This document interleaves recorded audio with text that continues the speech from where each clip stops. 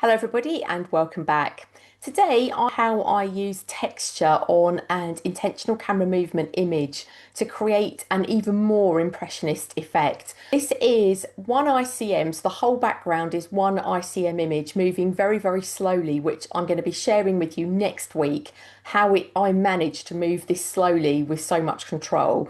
And the pony was added as a multiple exposure. She was there. I live in the New Forest and we have ponies wandering around. I didn't want to lose the shape of her, so I took a second image. So what I've done then is gone into my back garden and photographed a piece of stone. So using the iPhone, it's got a lovely macro feature on it, and I've just taken this picture of the stone. So you don't have to go and buy expensive textures from anywhere. You can just use the things that are around you. So the first thing I noticed with this image is down here at the bottom, this is really lovely fern. But because I was on such a long shutter speed and I was moving up and down and pushing in, so this here you can see these catch lights, this is where I'm rocking on my feet. I have managed to flatten this fern a little bit too much. So my feeling straight away was I'd love to put back some detail. So I'm going to grab my stone, make sure I'm on that layer. Command or Control T, so that's Command if you're on a Mac or Control if you're on a PC, and then you can just left mouse click and drag your texture down over the area that you want it or whatever you want to do with it. One of the things that's attracted me to this stone is if you look very closely at the detail, it's almost going to look like an impressionist brush stroke. So making sure I've got the layer selected, I'm going to use my blend modes and I'm going to come down and use soft light. Now I know from experience that this is just the one that's probably going to work the best for this effect. So don't want it over the rest of this area. I really only want the effect here on this fern. So I'm going to come down to the bottom and click on this little box here, which has got a circle in the middle, which is a mask for that layer. Now, we could now paint this all out, but that's going to take ages, and I am all for making things quick and easy. So instead, I'm going to say Command or Control, if you're on a PC, I, the letter I, which inverts the mask. Now, if you're new to Photoshop, black hides and white reveals. So we've basically put a mask over the top of this layer so we now can't see it, which means we can paint back just the areas we want it to show. And we do that by painting white because white reveals. So staying on the mask, B for the brush tool, coming over here to the left hand panel, making sure you've got white selected. And if you haven't, you can toggle backwards and forwards using the X on your keyboard. And if you've got a colour there and it's not black and white, if you hit D, that will give you black and white back. So I've got white. I'm just going to come over here then and I am painting white on the mask, which means we're revealing just this area. Now, something I noticed was I kind of like it over this path, but if you look where my mouse is now, we've ended up with a line which we do not want. So I'm going to go X to go back to black and just toggle and just paint that out. Now, I do want to end up with this same texture across here. So what I'm going to do is I'm going to Command or Control J. That duplicates my layer.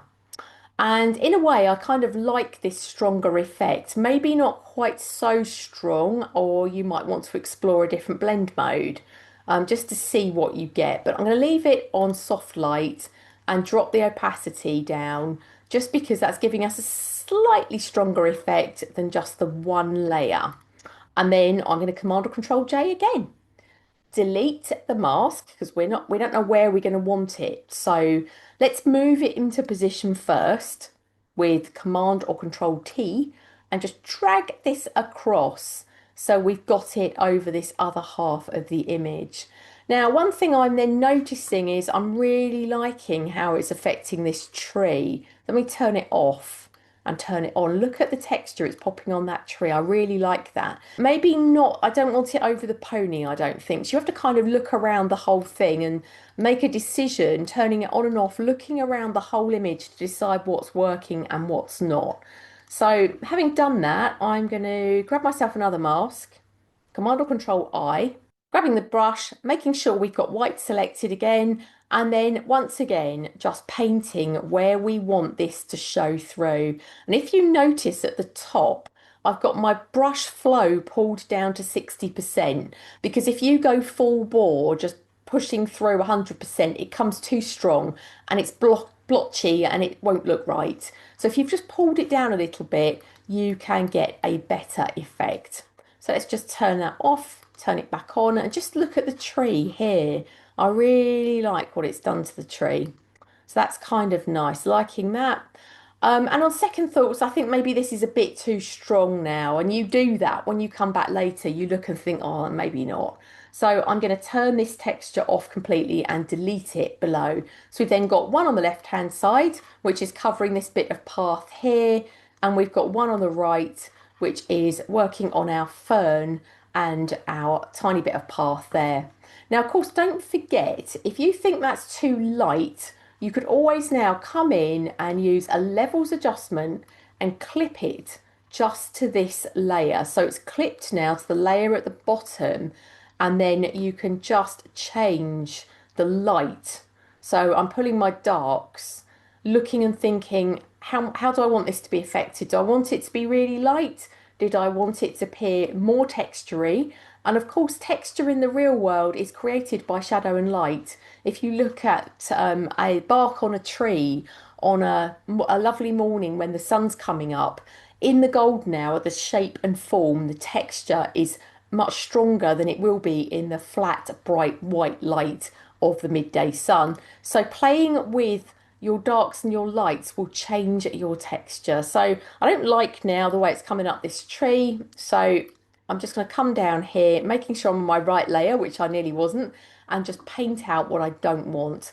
And then, of course, you notice that because it's a stone, there might be dots in the stone you don't want, and that's fine. You can just come in on the mask and paint black to hide them. Nice and easy, simple technique.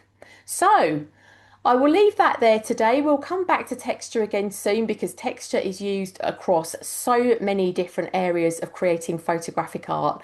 So next week I will be sharing some techniques to control your body movement on a very, very long shutter speed.